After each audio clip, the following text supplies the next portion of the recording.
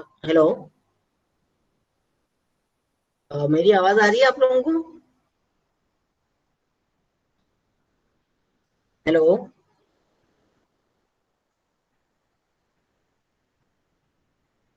क्या आप लोग आवाज सुन सकते हैं मेरी? अच्छा जी, आ रही है। अच्छा जी, चले जी। तो हम कंटिन्यू करते हैं फिर, अगर आवाज आ रही है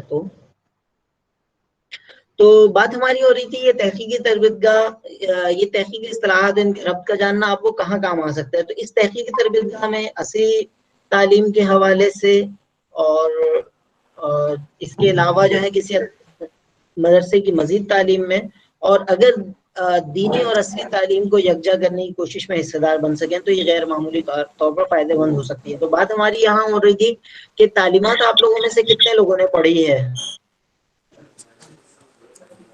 ये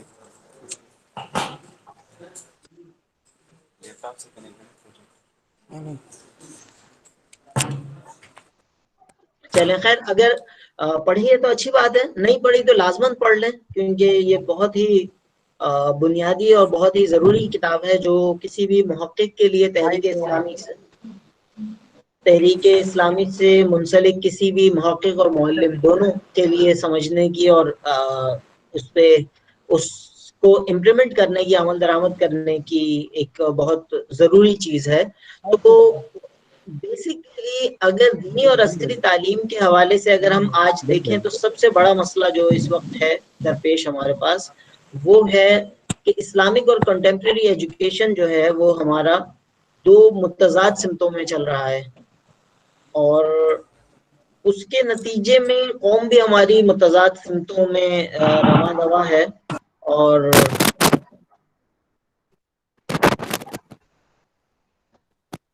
ये बेसिकली दीनी और असरी तालीम को यकजा करने के लिए ये तहकीकी इस्तिलाहात इंशाल्लाह मुफीद साबित हो सकती हैं। तो इसका एक तवील मुद्दती फायदा है। वो तवील मुद्दती फायदा इतना है कि एक यानी फर्द ही नहीं, एक अफराद ही नहीं, एक कौम की जिंदगी इस पे मुहित है। तो हम इन चीजों से कितना फायदा हासिल कर सकते हैं ये हमारे अपने ऊपर मुनहसिर है। तो अब आते हैं प्रैक्टिकली अमलन जो हमारा मौजू है उसकी तरफ। तो सबसे पहले रिसर्च की जो डायमेंशंस हैं, ये थोड़ा सा आसान तरीके से मैं पहले शुरू कर रहा हूँ, और आगे जो स्पेसिफिक फार्मूला है रिसर्च अनियन का वो हम फिर डिस्कस करेंगे। तो सबसे पहले जो आसान डायमेंशंस हैं, सबसे जो फर्स्ट डायमेंशन कही जाती है रिसर्च की, जो सबसे ज्यादा जो है वो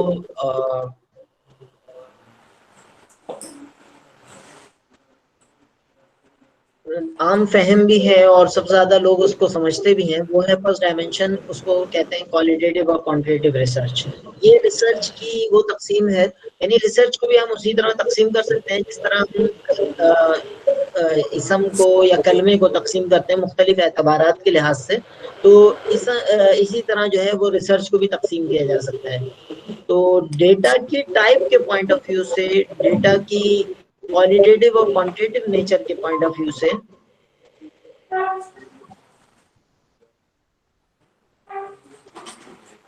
डेटा की क्वालिटेटिव और क्वांटिटेटिव के पॉइंट ऑफ व्यू से रिसर्च की दो अकसाम, क्वालिटेटिव रिसर्च और क्वांटिटेटिव रिसर्च है, और इसको फर्स्ट डायमेंशन का नाम दिया गया है। तो क्वालिटेटिव रिसर्च, जैसा कि नाम से जाहिर है, ये क्वालिटी पे फोकस कर रहा होता है, ये अल्फाज पे फोकस कर रहा होता है, जबकि दूसरी तरफ क्वांटिटेटिव रिसर्च, जैसा कि नाम से जाहिर है, ये क्वांटिटी पे यानी तादाद पे या नंबर्स पे, आदाद शुमार पे फोकस कर रहा होता है। तो क्वालिटेटिव रिसर्च और क्वांटिटेटिव रिसर्च, ये पहली तकसीम है।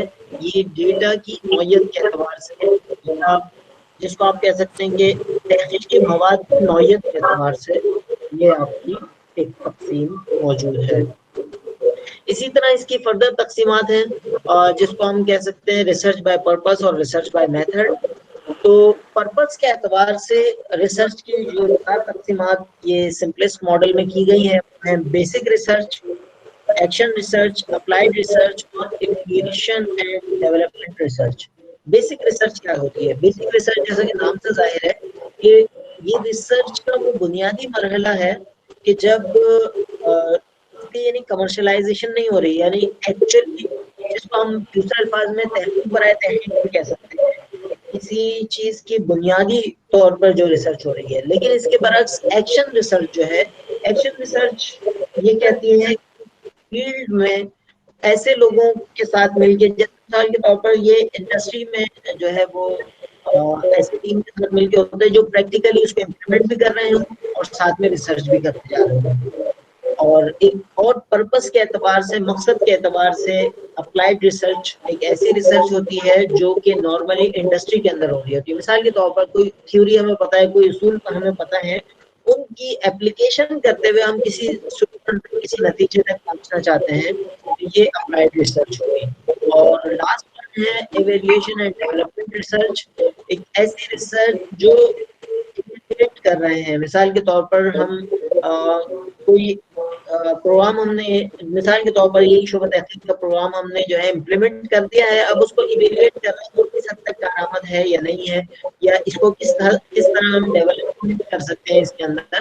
تو یہ ایویلویشن اینڈ ڈیولپمنٹ ریسرچ کی ایک قسم ہو سکتی ہے. تو یہ ہماری جو تقسیم کی باعتبار پرپس کے، یعنی مقصد کے، یعنی آپ کی ریسرچ کا مقصد کیا ہے، وہ جو ہے اس کو بتا رہا ہے کہ آپ کی ریسرچ جو ہے وہ کتنی کارآمد ہے اور کس مقصد کے لیے کی جا رہی ہے.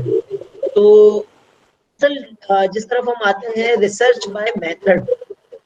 ریسرچ بائی میتھڈ بیسیکلی اس کو مختلف اس کی تقسیمات کی گئی ہیں، یعنی طریقہ کار کے پوائنٹ آف ویو سے، یعنی ریسرچ کا جو طریقہ کار ہے اس کے پوائنٹ آف ویو سے ریسرچ کی کچھ اقسام کی گئی ہیں. ان کو سمجھنا بہت آسان ہے، وہ اتنا آسان ہے کہ آپ صرف اس کے نام پہ غور کریں، اس کے صرف نام پہ غور کریں گے تو آدھی سے زیادہ بات خود بخود سمجھ میں آ جائے گی. مثال کے طور پر سب سے پہلا پوائنٹ لے لیں، ایکسپیریمنٹل ریسرچ. ایکسپیریمنٹل ریسرچ نکلا ہے ایکسپیریمنٹ سے، جس کو ہم اردو میں کہتے ہیں تجربہ کرنا. تو نام سے ظاہر ہے ایسی ریسرچ جو تجرباتی طریقے سے کی جائے. جیسے مثال کے طور پر آج کے دور میں، آج کے پوائنٹ آف ویو سے آپ دیکھ سکتے ہیں کہ کووڈ-19 چل رہا ہے. تو کووڈ-19 کی جب ویکسین تیار ہو رہی ہے تو مختلف کمپنیز نے اس کو تیار کیا، پھر اس کے ایکسپیریمنٹ کیے کہ یہ والا جیسا استعمال کریں، پھر اس میں یہ کر کے دیکھ لیں. یہ ایکسپیریمنٹل ریسرچ جو ہے یہ اس کی یعنی وجود میں آئی. پھر اسی طرح ڈسکرپٹیو ریسرچ، شاید انہوں نے کچھ راج ہے بیچ میں سے، بیچ میں سے ہو گیا ہے. ڈسکرپٹیو ریسرچ، ڈسکرپٹیو ریسرچ کا مطلب یہ ہے کہ ایک ایسی ریسرچ میتھڈ ہے جو ڈسکرپشن اس ریسرچ کے ذریعے وضاحت ہو رہی ہے کسی معاملے کی. تیسرا ہے ہسٹوریکل ریسرچ. جیسا کہ نام سے ظاہر ہے، ہسٹوری کہتے ہیں تاریخ کو.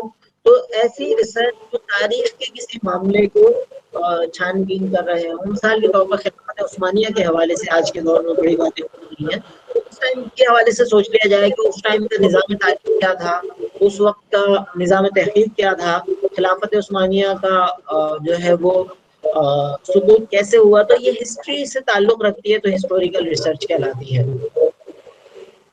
اگلا پوائنٹ ہے کیس اسٹڈی ریسرچ. یہ میتھڈ جو ہے کیس اسٹڈی ریسرچ میتھڈ ایک کافی پاورفل اور کافی امپورٹنٹ میتھڈ ہے. میں خود بھی اپنے پی ایچ ڈی میں اسی میتھڈ کو یوز کر رہا ہوں. کیس اسٹڈی ریسرچ بیسیکلی اس میں آپ نے، نام سے ظاہر ہے کہ کسی کیس پہ فوکس کرنا ہوتا ہے. کیس جو ہے کوئی قوم بھی ہو سکتا ہے، کوئی آرگنائزیشن بھی ہو سکتی ہے. جب طلبہ عربیوں کو ایز اے کیس لے لیتے ہیں، یا کوئی فرد بھی ہو سکتے ہیں. مثال کے طور پر کسی بانی منتظم عالیہ کی زندگی کو ہم بنیاد بنا سکتے ہیں. تو یہ جو ہے کیس اسٹڈی ریسرچ ہے، اور یہ جو ہے کافی کارآمد ثابت ہو سکتی ہے. مثال کے طور پر کیس اسٹڈی ریسرچ بہت اچھا آئیڈیا میرے ذہن میں ہے کہ پاکستان میں ہم نے اسلامی نظام کے حوالے سے کافی کوششیں کی، کافی ایفرٹس کی، کافی اپنی طرف سے پوری جان لگائی، لیکن اس کے باوجود بھی ہے وہ ہم آگے نہیں بڑھ پائے پھر مسلمانوں کے پوائنٹ آف ویو سے. کیس اسٹڈی ریسرچ ہمیں بتا سکتی ہے کہ اس طرح کی کوششیں اور دنیا میں کہاں کہاں ہوئی. مثال کے طور پر ترکی کے اندر کوشش ہوئی. کیس اسٹڈی ریسرچ ہمیں سیکھنے میں مدد دے سکتی ہے کہ وہاں کیا طریقہ کار اختیار کیے گئے اور یہاں کیا طریقہ کار ہم اس سے سیکھ سکتے ہیں. اسی طرح یہاں ملیشیا میں یہاں پر موجود ہوں، تو یہاں مہاتیر محمد کا بہرحال ایک اچھا ایکسپیرینس ہے مادی پوائنٹ آف ویو سے کم از کم. اور اصلی پوائنٹ آف ویو یعنی دینی پوائنٹ آف ویو سے اخوان المسلمون کا ایکسپیرینس ہے وہ اگرچہ بہت کامیاب فی الوقت نہیں ہے، لیکن بہرحال کیس اسٹڈی وہ بھی ہو سکتی ہے. تو مختلف جو ہے وہ کیس اسٹڈیز جو ہے وہ ہمیں سیکھنے کے لیے، اور ایک ریسرچ کا ایسا میتھڈ ہے جو کافی حد تک جو ہے وہ کسی اسپیسیفک واقعے سے، کسی اسپیسیفک فرد سے، کسی اسپیسیفک آرگنائزیشن سے سیکھنے کا جو ہے وہ موقع فراہم کرتی ہے کیس اسٹڈی ریسرچ. اس کے بعد ہم آ جاتے ہیں ریسرچ میتھڈس کے اندر کوریلیشن ریسرچ. کوریلیشن ریسرچ میں بیسیکلی یہ کچھ ایسے ویریبلس کے درمیان ہوتی ہے، کچھ ایسے اجزاء کے درمیان ہوتی ہے کہ جس میں ہم یہ تلاش کر رہے ہوتے ہیں کہ ان کا آپس میں ریلیشن ہے یا نہیں ہے، اور اگر ہے تو کتنا ہے. کوریلیشن ریسرچ کی مثال کے طور پر آپ یہ سمجھ لیں، آپ کسی نئے مدرسے میں گئے، کسی نئے ادارے میں گئے، اور وہاں پر جو ہے وہ آپ کو یعنی یہ جاننا ہے کہ یہ یعنی یہ دو لوگوں کے درمیان یہ ریلیشن ہے یا نہیں ہے. کوریلیشن کا اگلا مرحلہ ہوتا ہے کازول کمپیریٹیو ریسرچ. تو کازول کمپیریٹیو ریسرچ کی جیسا کہ میں نے مثال ایک دوست کو دی تھی کہ کازل کمپیریٹیو ریسرچ کا مطلب یہ ہے کہ کون سا کمپوننٹ دوسرے کمپوننٹ پہ، کون سا جز دوسرے جز پہ اثر انداز ہو رہا ہے، کون مؤثر ہے، کون مؤثر ہے. تو یہ جو ہے کازول کمپیریٹیو ہے، جس میں آپ جو ہے وہ کاز اینڈ افیکٹ کو جو ہے وہ کمپیئر کر رہے ہوتے ہیں کہ کس چیز کا کس چیز پر اثر انداز ہو رہا ہے. جیسے مثال کے طور پر موسم سرما یا سردیوں کا موسم اور بچوں کی چھٹیاں. کسی کلاس میں آپ ریسرچ کر رہے ہیں، کسی اسکول کے ہیڈ ماسٹر کے طور پر آپ جو ہے وہ اس چیز کو جاننا چاہ رہے ہیں کہ موسم کا بچوں کی چھٹیوں پہ کیا اثر ہوتا ہے. تو یہاں پر جو ہے وہ آپ کو مختلف موسم اور بچوں کی چھٹیوں کا ریکارڈ جو ہے یہاں پر آپ کو مدد دینے میں کارآمد ثابت ہو سکتا ہے.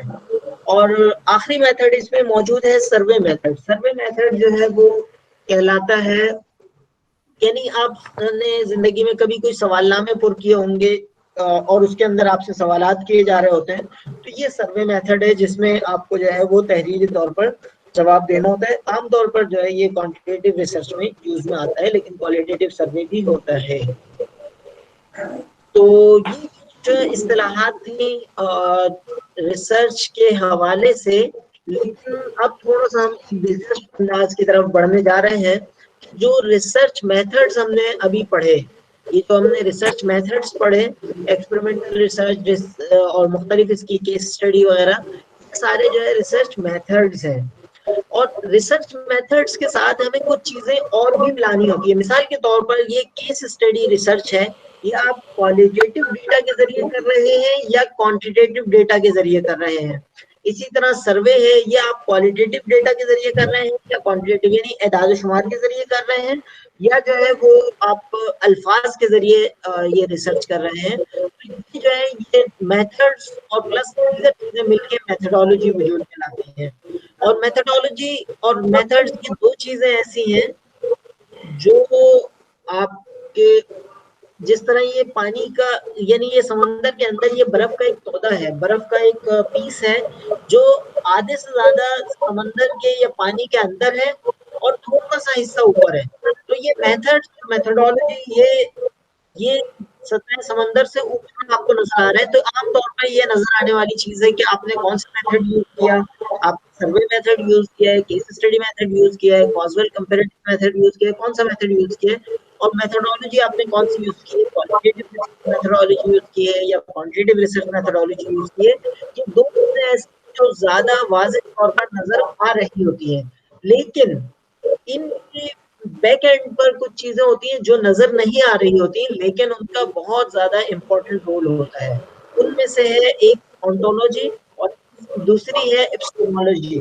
آنٹولوجی کا مطلب یہ ہے کسی چیز کی حقیقت کیا ہے، اور اس ایپسٹیمولوجی کا مطلب ہے کسی چیز کی جو حقیقت ہے اس تک پہنچنے کا ذریعہ کیا ہے. یعنی حقیقت کیا ہے اور حقیقت تک پہنچنے کا ذریعہ کیا ہے. تو اس چیز کو ہم دلچسپ انداز سے سمجھنے کی کوشش کرتے ہیں، جو ان ٹیکنالوجیز کو بھی جو ابھی ہم نے پڑھی ہیں بہتر انداز میں اسی طرح سے منسلک کرے گا، ربط کرے گا، آپس میں مربوط کرے گا. وہ طریقہ کار کہلاتا ہے ریسرچ انین. ریسرچ انین جس کو ہم اردو میں تحقیقی پیاز کا نام دے سکتے ہیں. ایک دلچسپ چیز ہے یہ ریسرچ انین تحقیق پیاز، اس کو ریسرچ انین کا نام یا پیاز کا نام کیوں دے رہے ہیں کہ جس طرح پیاز کے اندر مختلف پرتیں ہوتی ہیں، آپ ایک چھلکا اتارتے ہیں اس کے اندر دوسرا چھلکا ہوتا ہے، دوسرا چھلکا اتارتے ہیں پھر تیسرا ہوتا ہے، تیسرے کے بعد چوتھا ہوتا ہے. تو اسی طرح یہ ریسرچ انین یا ریسرچ تحقیق پیاز جسے ہم نام دے رہے ہیں اردو میں، اگرچہ پہلی دفعہ یہ تحقیق پیاز کا نام یوز کر رہا ہوں.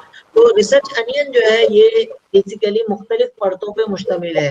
اس میں ون بائی ون کر کے ہم چلتے ہیں انشاءاللہ، اور جو ابھی چیزیں ہم نے سمجھی ہیں اس کے ساتھ مل کے بہت اچھے انداز میں ہم بات کو بہتر انداز میں سمجھ سکتے ہیں. اور چونکہ ہم نے یہ جانا ہے کہ یہ ٹیکنالوجیز یا اصطلاحات صرف ہماری آج لیکچر کی صرف اس طرح کے لیے نہیں، عصری تعلیم میں معاون ثابت ہو سکتی ہیں، آپ کی دینی تعلیم میں کسی حد تک معاون ثابت ہو سکتی ہیں. اس کے ساتھ ساتھ اگر آپ دین اور دنیا کی تعلیموں کو مشترک کرنے کے لیے کوئی کردار ادا کرنا چاہیں تعلیمات نام کی کتاب پڑھنے کے بعد، تو اس میں آپ کو کافی مددگار ثابت ہو سکتی ہے. تو اس لیے اس مرحلے پر آپ کو جتنا بھی سمجھ میں آ رہا ہو، ضروری نہیں ہے 100% سمجھ میں آئے، لیکن جتنا بھی سمجھ میں آ رہا ہو آگے چل کے آپ گوگل کے ذریعے، دیگر ذریعوں کے ذریعے، دیگر وسائل کے ذریعے آپ جو ہے اس کو مزید سمجھ سکتے ہیں. گوگل پہ بہت سارا مٹیریل اس حوالے سے موجود بھی ہے، اویلیبل بھی ہے اور دستیاب بھی ہے. تو سب سے پہلی پرت کی طرف ہم آتے ہیں، سب سے یعنی جس کو ہم نے یہاں پر ابھی نام دیا تھا اونٹولوجی اور ایپسٹمولوجی. دو چیزیں ہیں جو ہڈن ہوتی ہیں، جو بظاہر نظر نہیں آ رہی ہوتی لیکن وہ کافی بڑا حصہ ہوتا ہے. تو وہ جو ہے یہاں پر ہمارے پاس ہے فلاسفیز. تو ریسرچ فلاسفیز جو ہے وہ تحقیقی فلسفہ جس کو آپ اردو میں کہہ سکتے ہیں، یہ تحقیقی فلسفہ یہ بتاتا ہے جس کو ہم نے ابھی اونٹولوجی کا نام دیا تھا. اونٹولوجی، فلسفہ یا ریسرچ فلاسفی یہ ایک ہی چیز کے مختلف نام ہیں. اس پرت کے اندر، اس ریسرچ ٹرم کے اندر جو چیزیں شامل ہیں وہ یہ بتاتی ہیں کہ حقیقت کیا ہے. اس حوالے سے یعنی یہ سمجھ لیں طرح مسلمانوں کے اندر بھی جو ہے بہت سارے فرقے ہیں، اسی طرح ریسرچرز کے اندر، ویسٹرن ریسرچرز کے اندر بھی بہت سارے فرقے موجود ہیں، اور وہ ان کے اپنے اپنے پیراڈائمز ہیں، اپنے اپنے نظریات ہیں. ریسرچ فلاسفیز کے اندر جب ہم جاتے ہیں تو سب سے پہلا جو ریسرچ فلاسفی ملتی ہے وہ ایک ہے، کہلاتی ہے پازیٹیوزم. پازیٹیوزم، دوسری ہے ریئلزم، تیسری ہے انٹرپریٹیوزم اور چوتھی ہے پریگمیٹزم. بہت ساری اور بھی ہیں لیکن یہ چار جو ہے یہ کافی قابل ذکر ہیں، کافی بہت زیادہ استعمال ہونے والی ہیں. تو اسٹیپ بائی اسٹیپ کر کے چلتے ہیں. پازیٹیوزم والے جو ہیں، جو ریسرچ فلاسفی پازیٹیوزم والے رکھتے ہیں، وہ یہ کہتے ہیں کہ ریسرچ کی حقیقت یا کسی چیز کی حقیقت جو ہے وہ صرف ایک ہی ہو سکتی ہے، ایک سے زائد حقیقتیں نہیں ہو سکتی. تو یہ پازیٹیوزم ہے. اور پازیٹیوزم جو ہے وہ اس چیز کا امفسائز بھی کرتا ہے کہ جو چیز ہم دیکھ رہے ہیں، جس کو ہم اردو میں کہہ سکتے ہیں کہ مثبتیت، یعنی جو اپنی بات کو صادر کرنے میں یا اپنی بات کو ثابت کرنے کی کوشش کر رہے ہوتے ہیں، پازیٹیوزم. دوسری طرف اس کے برعکس 100% 100% مختلف جو چیز ہے وہ ہے انٹرپریٹیوزم. یہ جو تیسری اس کے اندر ہے ہمارے پاس ریسرچ فلاسفی کے اندر، انٹرپریٹیوزم. انٹرپریٹیوزم بیسیکلی نام سے ظاہر ہے، انٹرپریٹ یہ کہتے ہیں کہ حقیقت جو ہے وہ ایک نہیں ہوتی، ایک سے زائد ہو سکتی ہے.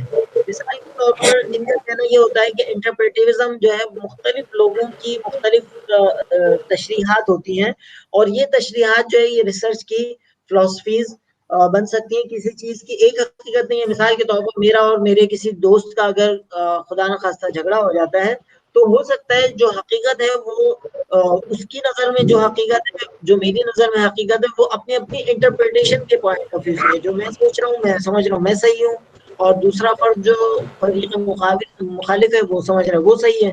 تو اپنی اپنی انٹرپریٹیشنز ہیں، اپنی اپنی وضاحتیں ہیں، اپنے لحاظ سے ہر ایک اپنی جگہ صحیح ہے. انٹرپریٹیوز کو یہ کہتے ہیں. اس طرح ایک اور ہے ریئلزم اور پریگمیٹزم. ریئلزم، اچھا، پازیٹیوزم جو ہے یہ زیادہ تر ڈیڈکٹیو اپروچ کو یوز کرتے ہیں، اور کوانٹیٹیو ریسرچ کے اندر جو ہے پازیٹیو یوز ہوتی ہے فلاسفی. تو فلاسفیز کے اندر ہم نے کچھ ریسرچ فلاسفیز دیکھی. اس کے بعد اب دوسرا ہے اپروچز. اپروچز جو ہم نے اوپر بات کی آنٹولوجی اور ایپسٹمولوجی.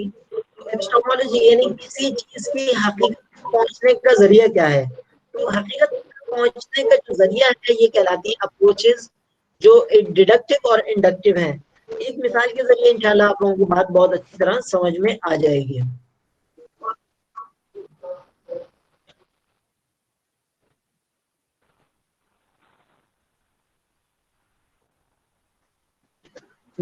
اسکرین آپ لوگوں کو نظر آ رہی ہے. اس میں دیکھیں ایک ہے تھیوری, جیسے کہ ہم نے شروع میں بات کی تھی, ایک تھیوری ہوتی ہے, ایک ریئل ورلڈ ہوتا ہے. اس ریئل ورلڈ یعنی جو نظریہ ہے, اس تھیوری ہے, اس پہنچنے کا کیا ذریعہ ہے. انڈکٹیو والے یہ کہتے ہیں کہ ریئل ورلڈ سے تھیوری کی طرف موو کیا جائے, تو یہ انڈکٹیو ریسرچ ہے. اور یعنی ہم نے مثال کے طور پر ہم نے کوئی نظریاتی بنایا نہیں, بلکہ ریئل ورلڈ کو آبزرو کرنا شروع کیا, ہم نے جا کے غور کرنا شروع کیا کہ یہ زمین کیسے کام کر رہی ہے یا یہ کام کیسے ہو رہا ہے. تو یہ انڈکٹیو ریسرچ ہے. اس کے نتیجے میں ہم نے جو ہے نظریہ قائم کیا کہ حقیقی دنیا میں یہ کام ایسے ایسے اور ایسے ہوتا ہے. اس کے برعکس ڈیڈکٹیو ریسرچ والے جو ہے وہ پہلے نظریہ یا پہلے تھیوری ڈیولپ کرتے ہیں, اس کے بعد جو ہے پھر وہ اس کو ٹیسٹ کرتے ہیں ریئل ورلڈ کے اوپر کہ کیا یہ نظریہ, یہ تھیوری یہ درست ہے یا نہیں ہے. صحیح. تو یہ ان دونوں طریقہ کار کے اندر اپروچز کے اندر یہ ڈفرینس ہے, اور یہ ایپسٹمولوجی کہلاتی ہے. واپس ہم اپنی ریسرچ انین پہ آتے ہیں, تحقیق پیاز کے اوپر.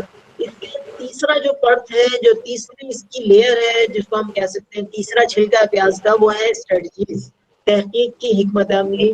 اس کو ریسرچ میتھڈز بھی کہتے ہیں, ریسرچ اسٹریٹجیز, ریسرچ میتھڈ. اور آپ اگر غور کریں تو یہ تقریباً وہی چیزیں ہیں جو ہم نے ابھی اوپر یہاں اس والی سلائیڈ کے اندر دیکھی ہیں. ریسرچ میتھڈ والے ریسرچ میتھڈ اور جو ابھی ریسرچ انین کے اندر ہم ریسرچ میتھڈ دیکھیں گے وہ تقریباً سیم ہے, آپ اس پہ غور کر سکتے ہیں. تو ریسرچ اسٹریٹجیز یا میتھڈز جو ہے یہ ایکسپیریمنٹل میتھڈ, جیسا کہ ہم نے دیکھا کہ کسی چیز کا ایکسپیریمنٹ کر کے جو ہے وہ اس کو اس پہ تحقیق کی جائے. جیسے ابھی کووڈ-19 کی ہم نے مثال دی تھی کہ ایکسپیریمنٹس کیے جا رہے ہیں, اس پہ تجربات کر رہے ہیں, تو تجرباتی ریسرچ جو ہے یہ ایکسپیریمنٹل ریسرچ کہلاتی ہے.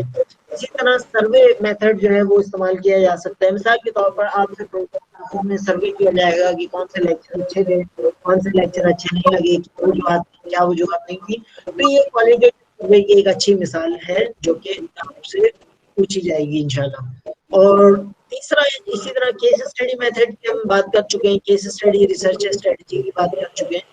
اس کے علاوہ ایکشن ریسرچ, یہاں پر ریسرچ اسٹریٹجی کے طور پر ہے اور وہاں پر ہم نے پرپس کے طور پر دیکھی تھی.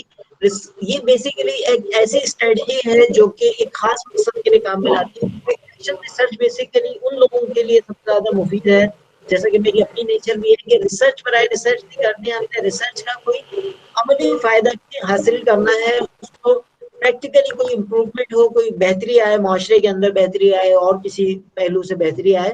تو ایکشن ریسرچ جو ہے یہ ان لوگوں کے لیے بہت زیادہ مفید ہے جو ریسرچ برائے ریسرچ سے آگے بڑھ کر کچھ ایکسٹرا آرڈنری کرنا چاہتے ہیں. وہ سمجھتے ہیں کہ ریسرچ جو ہے وہ عملی زندگی میں بہتری کا باعث بنے. تو یہ ایکشن ریسرچ جو ہے یہ ان کے لیے کافی مفید ہے. یہ ایک اسٹریٹجی بھی ہے, ایک پرپس بھی ہے, ایک میتھڈ بھی ہے. گراؤنڈڈ تھیوری میتھڈ, گراؤنڈڈ تھیوری میتھڈ جیسے کہ ہم نے ڈیڈکٹیو انڈکٹیو کے اندر واضح کیا کہ ریئل ورلڈ کے اندر سے, حقیقی دنیا کے اندر سے, عملی دنیا کے اندر سے آبزرویشنز کر کے, اس کو غور و فکر کر کے کسی نتیجے تک پہنچنا, کسی نظریے تک پہنچنا, یہ جو ہے یہ گراؤنڈڈ تھیوری ریسرچ میتھڈ ہے اور اسٹریٹجی بھی ہے. اسی طرح کچھ اور ہیں جس کو ایتھنوگرافی کہتے ہیں. ایتھنوگرافی کا مطلب یہ ہے کہ اس طریقے کے اندر ریسرچر ہے وہ ریسرچر اپنے کسی جو ٹارگیٹ آڈینس ہے, جو ٹارگیٹ اس کا اسٹڈی ایریا ہے, اس کے اندر جا کے رہتا ہے. مثال کے طور پر بہت سارے ویسٹرن ریسرچرز جو ہے وہ پاکستان, برہ صغیر, پاک و ہند آئے اور یہاں پر ان لوگوں کے ساتھ گھل مل گئے. یہیں پر انہوں نے جو ہے وہ شادیاں بھی کی, جس کو مستشرقین کا نام بھی دیا جاتا ہے. اسی طرح افریقہ کے جنگلات میں جا کے افریقہ کے جنگلات کا ایکسپلور کرنے کے لیے ان کے ساتھ جا کے رہے. یہ ایتھنوگرافی ریسرچ کہلاتی ہے. یعنی کسی کمیونٹی کو، کسی اجتماعیت کو سمجھنے کے لیے آپ اس اجتماعیت کے اندر شامل ہوتے ہیں اور اس کو اچھی طرح غوری انسائٹ سے جو ہے وہ اس کو ریسرچ کرتے ہیں، تو ایتھنوگرافی ریسرچ ہے. اور آخری جو ریسرچ اسٹریٹجی یا میتھڈ یہاں پر موجود ہے وہ ہے ارکائیول ریسرچ. ارکائیول ریسرچ یہ ہے کہ جس کو وہاں پر ہسٹوریکل ریسرچ کا نام بھی دیا گیا تھا، کہ جو ارکائیو ہو گئے، مثال کے طور پر آپ روزنامہ جسارت کو سامنے رکھتے ہوئے افغانستان کے حالات پہ ریسرچ کر رہے ہیں، تو اس کے ارکائیو سے، اس کے جمع شدہ مواد کا آپ استفادہ کرتے ہوئے جو ہے ارکائیول ریسرچ کر سکتے ہیں. تو یہ تیسری پارٹ تھی ریسرچ اسٹریٹجیز کی.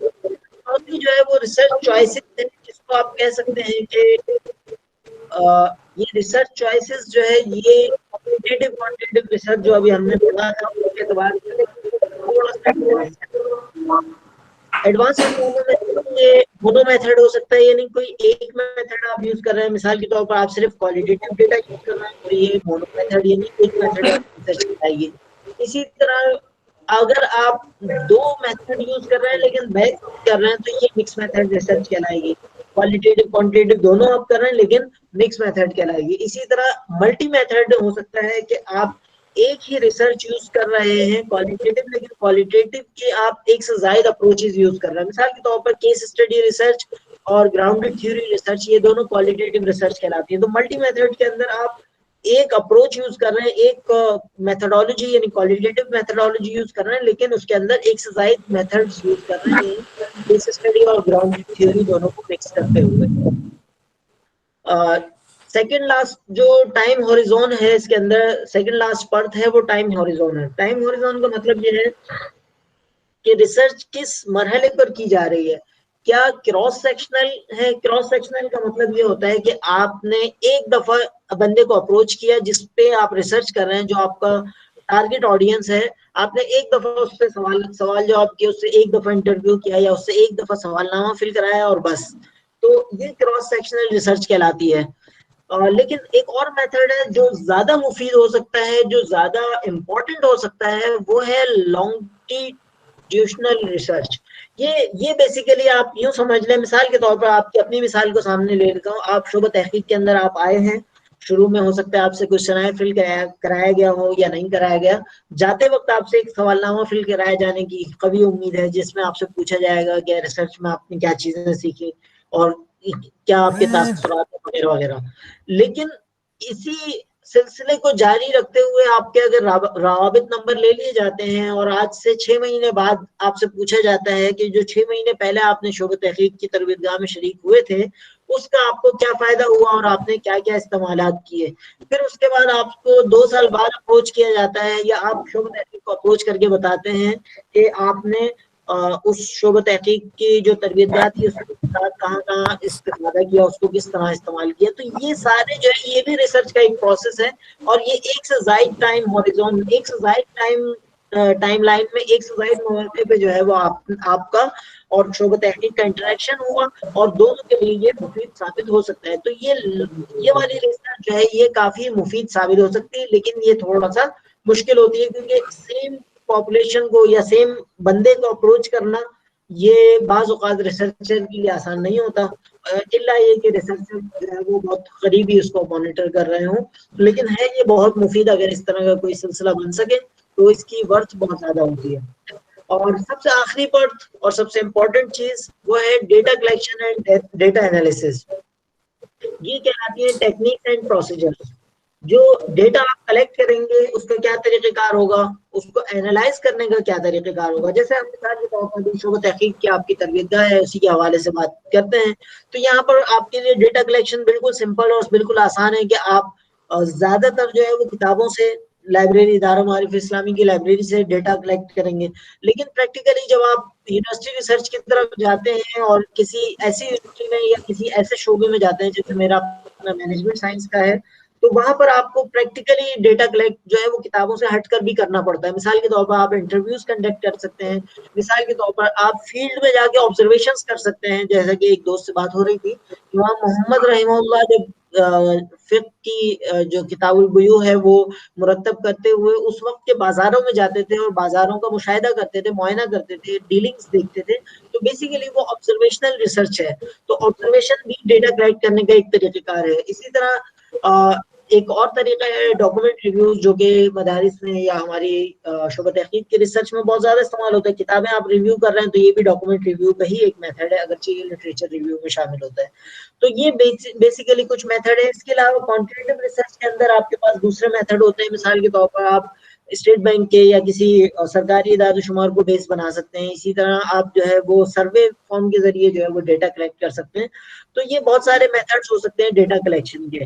اسی طرح ڈیٹا انالیسس کے جو ہے وہ بہت سارے میتھڈز ہو سکتے ہیں. کوانٹیٹیو ریسرچ کیونکہ آپ کا ڈومین بہت زیادہ نہیں ہوتا تو کوالیٹیٹیو پہ فوکس کرتا ہوں.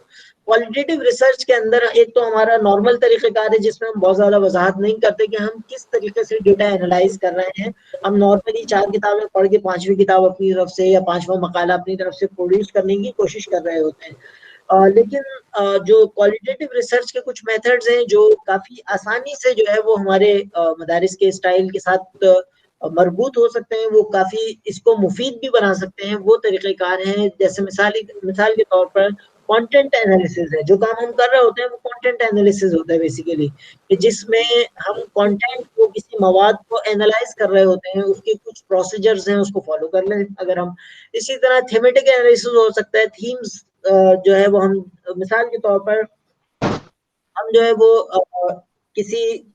اگر کسی موضوع پر ریسرچ کر رہے ہیں، مثال کے طور پر اگر ہم شعبہ تحقیق کے ہی جو سوال آتے ہیں مختلف دوستوں کے، ان سوالات پہ وہ کریں تو اس کے مختلف تھیمز بنا سکتے ہیں. مثال کے طور پر تھیوریٹیکل پوائنٹ آف ویو سے یہ سوال آتا ہے، میتھڈولوجیکل پوائنٹ آف ویو سے یہ سوال آتا ہے، اور اسی طرح اس پوائنٹ آف ویو سے، یعنی مختلف زاویوں سے مختلف تھیمز اس میں بن سکتے ہیں. اسی طرح کوڈنگ کے میتھڈز ہیں اور اس کے سافٹ ویئر بھی اویلیبل ہیں، فری آف کاسٹ بھی اویلیبل ہیں.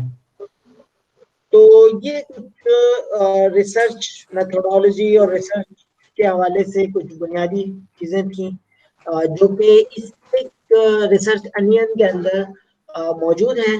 اور بیسیکلی یہ سنڈراس ایٹ آل 2007 اور اس کے بعد اس کے یہ 3 لوگوں نے مل کر ایک کتاب لکھی ہے ریسرچ میتھڈولوجی پہ، اور اس کا جو ہے وہ 2019 تک کا ایڈیشن اویلیبل ہے.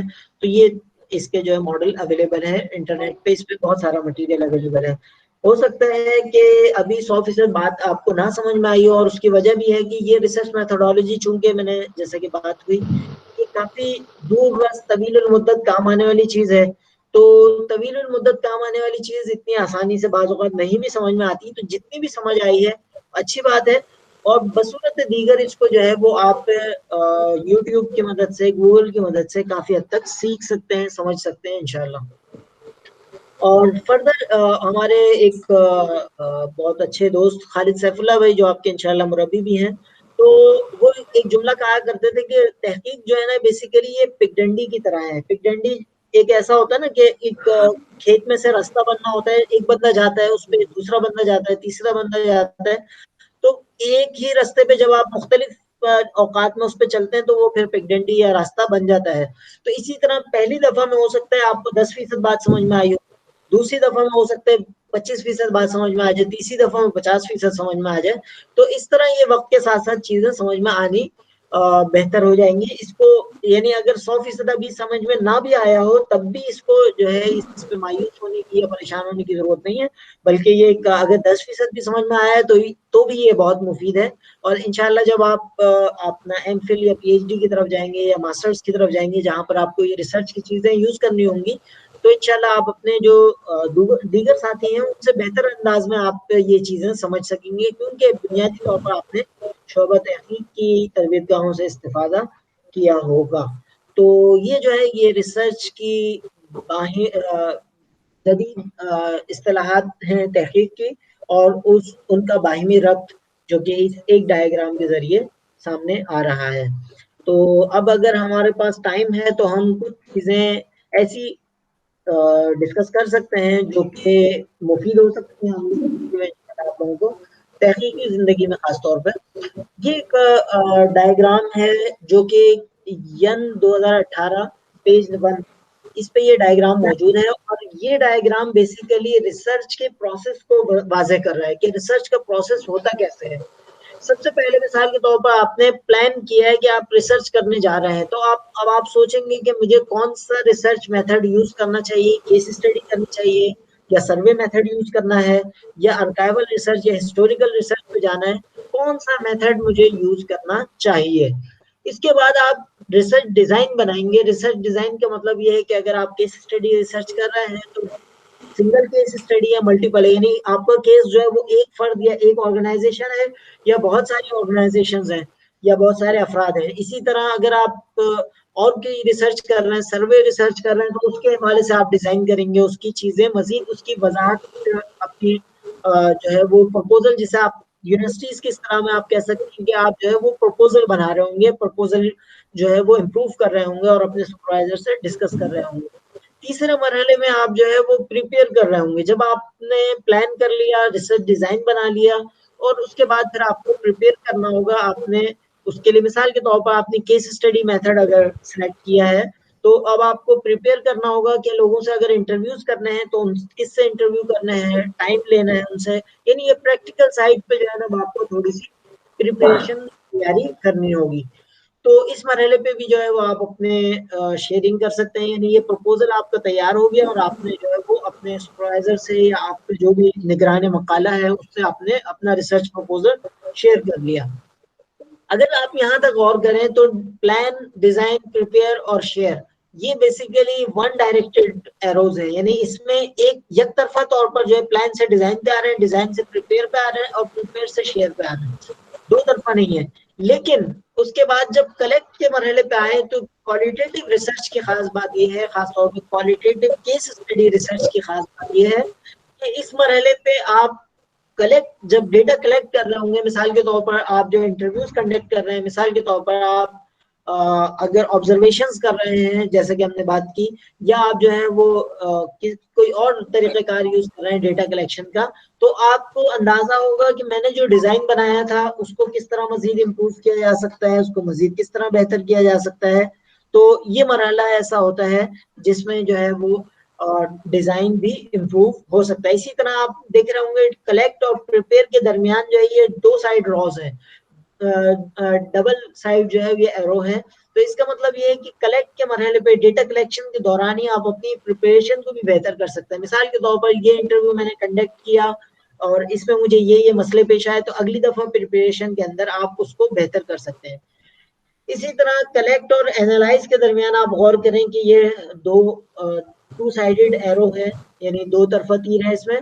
تو اس کا مطلب بھی یہی ہے کہ اینالائز اور کلیکشن جو ہے یہ ساتھ ساتھ بھی ہو رہی ہوگی اور ایک دوسرے سے امپروو بھی ہو رہی ہوگی۔ پہلی دفعہ جو ڈیٹا کلیکٹ کیا ہے، جو انٹرویو کنڈکٹ کیا ہے، جو ڈاکومنٹ ریویو کیا ہے، جو آبزرویشن کی ہے، اس سب کے نتیجے میں جب اس کو اینالائز کریں گے، اس کے نتیجے میں آپ کی کلیکشن بھی بہتر ہوگی، اور ساتھ ساتھ جو اینالائز کا آپ ایرو دیکھیں ڈیزائن پہ بھی جا رہے ہیں، یعنی یہ ڈیزائن بھی امپروو ہوگا۔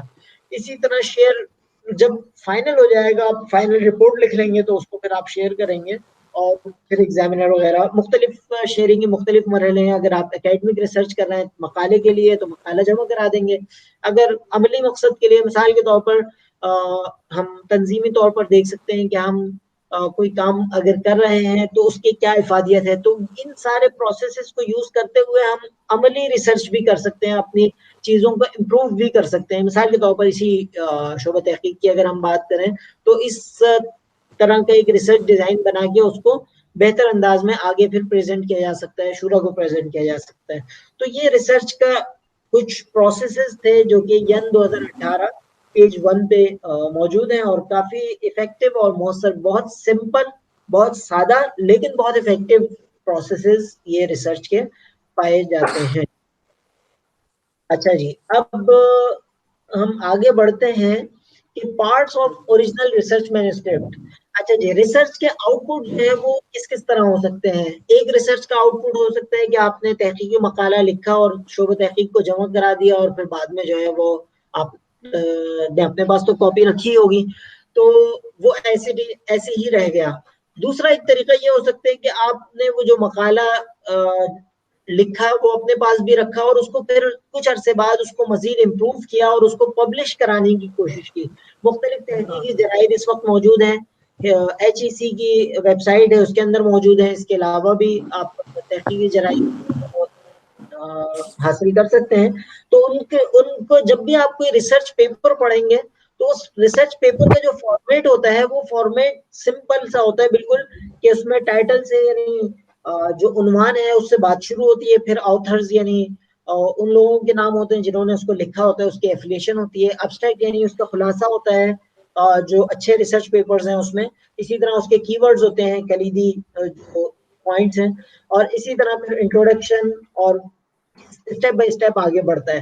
لیکن یہ ضروری نہیں ہے کہ جو آپ کا پریزنٹنگ اسٹائل ہے، جو آپ کا جمع کرانے کا اسٹائل ہے، اسی اسٹائل میں جو ہے وہ آپ کا کام کا بھی اسٹائل ہو.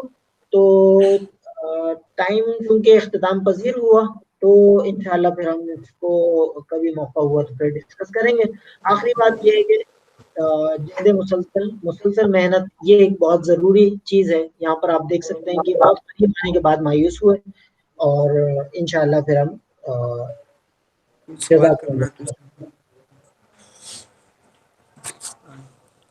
السلام علیکم.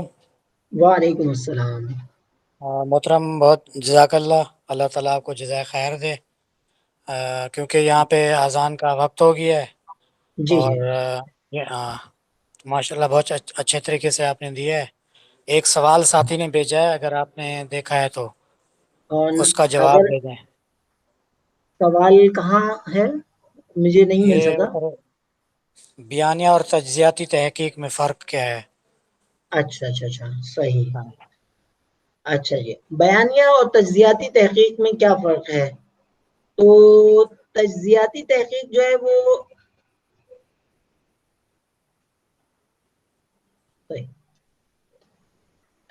بیانیہ تحقیق کے اندر جو ہے وہ آپ اپنی بات ثابت کر رہے ہوتے ہیں. مثال کے طور پر آپ نے جو ہے مثال کے طور پر میں اپنی فیلڈ میں آ جاتا ہوں، اسلام کا بینکنگ سسٹم یا اسلامک فائنینشیل سسٹم یا اسلامک اکنامک سسٹم، اس کو میں سمپل بیان کرنا شروع کر دیتا ہوں کیونکہ مجھے اندازہ ہے کہ میرے جو ٹارگٹ آڈینس ہے اس کو بہت زیادہ نالج نہیں ہے، پہلے سے اس کی بہت زیادہ معلومات نہیں ہے. تو میں اس کو بیانیہ اسٹائل میں یعنی اس کی وضاحتی اسٹائل میں جو ہے وہ لکھنا شروع کر دیتا ہوں اور اپنی تحریر ختم کر دیتا ہوں. تو یہ بیانیہ ریسرچ ہو جائے گی. لیکن اگر میں اس کو تجزیاتی طریقے کی طرف لے کر جاتا ہوں تو میں اس کو ساتھ ساتھ اینالائز بھی کروں گا. مثال کے طور پر جب میں اسلامک فائنینس کی بات کروں گا یا اسلامک بینکنگ کی بات کروں گا تو میں اسلامک بلنگس کے اندر فائنینسنگ کے 4 طریقے ہو سکتے ہیں. پہلا طریقہ خرید و فروخت کا ہے، دوسرا طریقہ کرایہ داری کا ہے، تیسرا طریقہ جو ہے وہ پارٹنرشپ کا ہے یا مزاربہ مشارکہ کا ہے، اور چوتھا طریقہ جو ہے وہ سروسز کا یا خدمات فراہم کرنے کا ہے. یہ ہو گیا بیانیہ طریقہ. نہیں، اب اس میں اینالائز تجزیاتی طریقہ کار کے اندر کیا ہوگا کہ میں کی ریزننگ بھی ساتھ ساتھ دوں گا کہ یہ طریقہ کار ہے تو کیوں ہے، اور اس وقت جو ہے اسلامک بینکنگ کے اندر یہ طریقہ کیوں استعمال ہو رہا ہے اور دوسرا طریقہ استعمال کیوں نہیں ہو رہا. بڑا ایک اعتراض ہوتا ہے کہ اسلامک بینکنگ مزاربہ مشارکہ پہ نہیں ہے تو کیوں نہیں ہے. تو یہ تجزیہ میں کر رہا ہوں گا ساتھ ساتھ. تو اینالیٹیکل اسٹائل اور نیریٹو اسٹائل کے اندر جو ہے بیسک ڈفرینس یا بیانی اور تجزیاتی طریقے کے اندر بیسک ڈفرینس یہ ہے.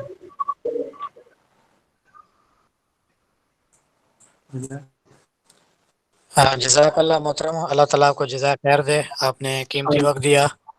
جزاک اللہ. جو رہتا ہے انشاءاللہ ہم اس کی جو ہے نا اس کا ازالہ کریں گے. کوئی اگر ٹائم بچ جاتا ہے تو اس میں ہم آپ سے رابطہ کر کے آپ کو بتا دیں گے. چلیں جزاک اللہ خیر. جزاک اللہ. اور دوسرا یہ ہے کہ اگر پریزنٹیشن شیئر کر دیں تو زیادہ فائدہ ہو جائے گا. چلیں انشاءاللہ دیکھتے ہیں. ہاں جی، بہت شکریہ، چلیں جزاک اللہ. اللہ حافظ. السلام علیکم.